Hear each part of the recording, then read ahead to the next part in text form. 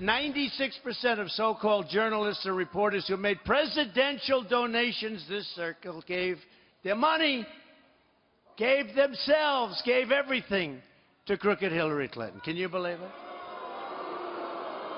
They even want to try to rig the election at the polling booths. So many cities are corrupt, and voter fraud is very, very common.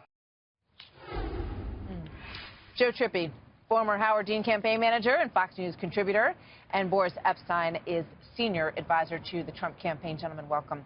Great to have both of you with us. Let me swing over to you, Joe, first. In terms of these charges of a rigged election, is it true, A, and B, does it get him anywhere?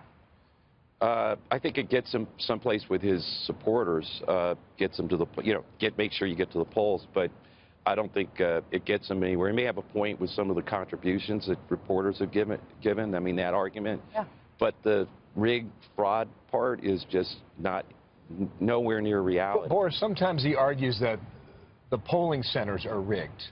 And then some of his surrogates argue, no, that's not what he's talking about. He's talking about the media rigging it toward Hillary Clinton. Well, so what is it? It's both. First of all, 96% of donations by the media in this cycle has been to Hillary Clinton. 96%. Second of all, just last week, the coverage of the two negative stories, the false accusations versus Donald Trump versus the WikiLeaks and the FOIA information by Hillary Clinton, 23-1. 23 times coverage of Mr. Trump's negative stories versus Hillary Clinton's. Now, on the polling, on the voting, I was on the McCain campaign in 2008. Right here in the state of Nevada, most of the Dallas Cowboys offensive line and the starting lineup really was registered to vote here fraudulently. Look through Pennsylvania, Colorado, where dead people supposedly voted, Virginia, and just the fire. Well, they can't vote because they're dead. And then, hold on, Joe. And then in North Carolina, you just had the firebombing right now of the GOP headquarters. That's voter intimidation.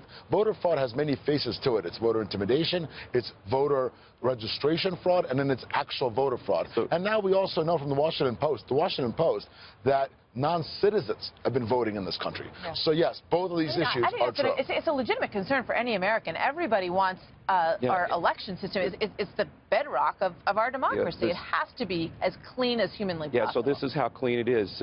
Study of all elections since 2000, over 1 billion people have voted. 31 cases of documented voter fraud. Study by who, in the United States. The Brennan Center, which is a known left center? No, like there's not a single study on voter fraud out there, unless it's been from the Pew study, the Washington. I just studied the Washington Post. No. The Pennsylvania report alone found 700 instances. Are you arguing that there were 30 or 31 votes in total? No, 31 documented cases where. But the cases involved how many votes? Not that many.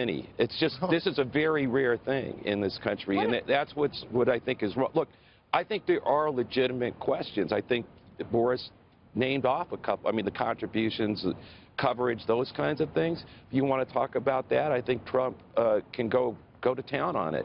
But to insinuate and tell people that this election is being rigged and stolen at the voting booth, these states, Ohio, Florida, they're run by Republican Secretary of States, Republican governors. Well, we're talking about other states like Pennsylvania, Colorado, Virginia. Oh, so it's only happened in the Democrats. No, it's happened in Ohio. Here's the issue. I don't understand why the Democrats are against integrity of the election.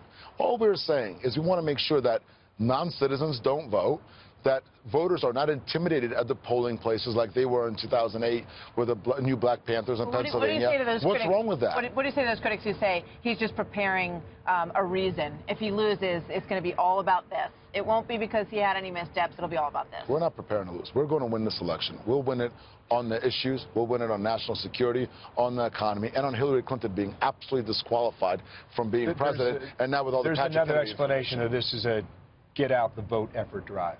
Is there truth to that? Well, we obviously want as many Republicans, independents, as well as Democrats I get it, to but vote. Is this part of the strategy? The strategy, Bill, is to make sure that there is integrity in our elections, and that's what Mr. Trump is talking about. But it's also to point out that there has been rampant voter fraud all over this country, in this state, in the state of Nevada, in Colorado, in Pennsylvania, in Ohio where they have same-day voting and registration, rampant voter fraud by Acorn in 08, and since they bust people from Illinois to Ohio to vote. What about the journalism argument that journalists should not be supporting and giving money to any candidate? I'm not sure.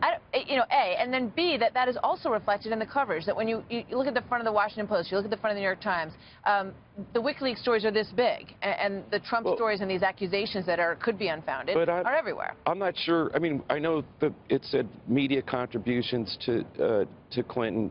I maxed out to Hillary Clinton. People should know that, but I mean, it's obvious. You're a partisan. But I'm not a journalist. Exactly. No, that's what I'm saying. Totally so I don't know who. Am I? But when they put those figures out, am I considered a media person? Talk about hosts. Talk about people who write in the papers. No, that's what I meant. So I don't think I don't believe the anchors should be doing that. I don't think we will see if Trump talks about it again today. Joe, thank you. Boris, thank you. Thanks so much.